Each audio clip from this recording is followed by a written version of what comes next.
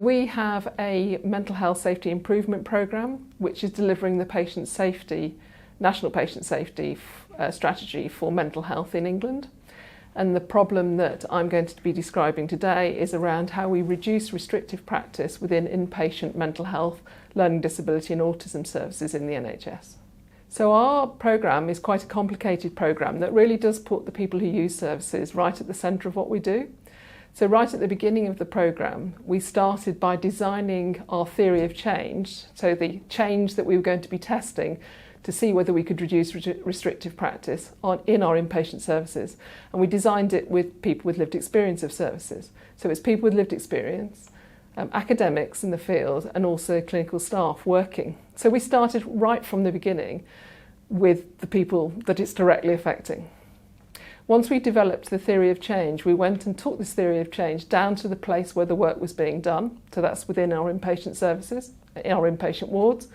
And at that point, we made sure that we had people with lived experience of that service involved in the delivering the programme in that place. So that might have been people who are currently using the services, or it might have been people who have previously used the services. Because obviously, in some cases, people are too unwell to engage in very lengthy discussions, sometimes during their admissions. And then when we started to do the programme, what we found was the theory of change had lots of things in it. It had lots of procedure, lots of policy, lots of tools, lots of training.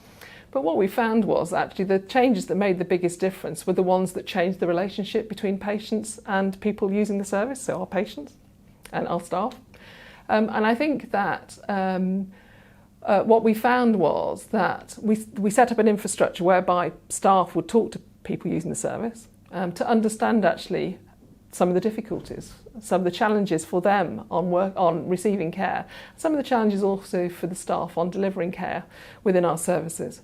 So big things, big changes made by lots of units were things like activities. So patients said, actually it's quite boring here, or actually we need to be distracted from some of the experiences that we're having.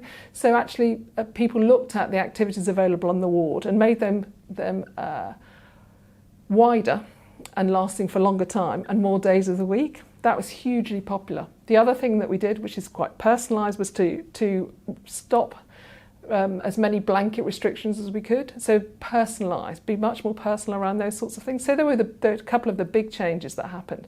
But there were lots and lots of much smaller changes that were super personalised to people. So we found out, for example, that metal keys that open people's windows at night when they're lying in bed, when we checked to see that they're okay, clanked in the window. And so we changed the metal keys to plastic keys. That directly came from somebody using the service. We also did things like, often on our wards, particularly during COVID, there's been a problem with staff not knowing patients, patients not knowing staff on wards.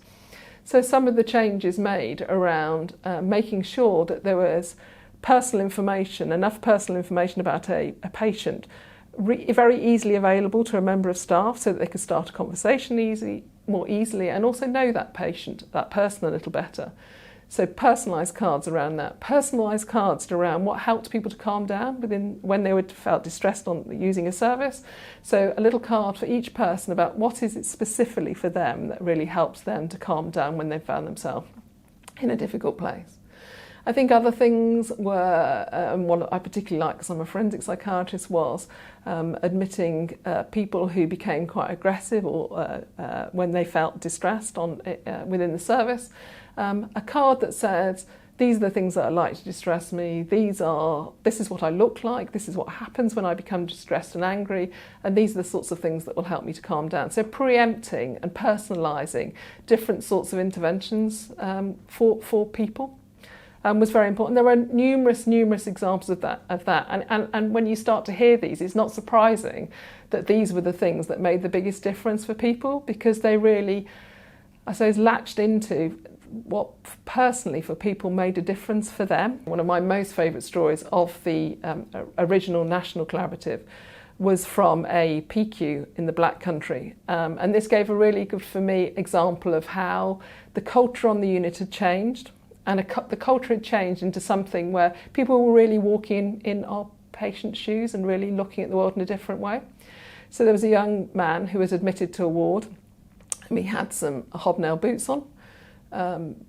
He was very distressed and quite aggressive, and people were concerned about his boots and wanted to get these boots off. So they spent a couple of days trying to talk to him to take his boots off, and actually this was winding him up more. This is making life more difficult to them, and they got to the point where they thought actually the boots really do need to come off or somebody's going to get seriously hurt here. And then they remembered that they were on the Reducing Restrictive Practice programme, and they thought, actually, we really don't want to restrain this man. There must be a different way of doing it. We're doing this Reducing Restrictive Practice work, and also we think people are going to get hurt if we end up restraining. So they spoke to the lead from their programme, who didn't work directly on the ward, and she said to them, so has he got anything else to put on his feet? And they said, don't think so. She said, give me 10 minutes. She went out, got in the car, went into a department store and bought him a pair of slippers. She came back onto the ward and she said to the staff, look, I've got an idea. How's about we have a go at trying to persuade him to take his boots off and put some slippers on, which are far more appropriate for the environment that he's in. And everybody was sceptical. But she went in and she sold these slippers, these lovely fur-lined, comfortable slippers, to this man wearing his hobnail boots. And when she'd finished, he unlaced his boots, took them off, and put his slippers on, and was happy as Larry. So for me, that's just a beautiful example about if you start walking in people's shoes, quite literally in this case, and looking at the world through that person's lens, you can create some different solutions that are better for everybody. We've had the national programme, which ran for a couple of years, which has been finished for a little while now, and we're in the process of scaling up. So we started off with 38 wards. We made 15% improvement across all of those wards, just over 50% improved. And of those, some of them improved by 70–80% in their use of restrictive practice. This is an amazing achievement. All work not done by me, I should hasten to add. It's all the work done by other people, by our teams down on our wards.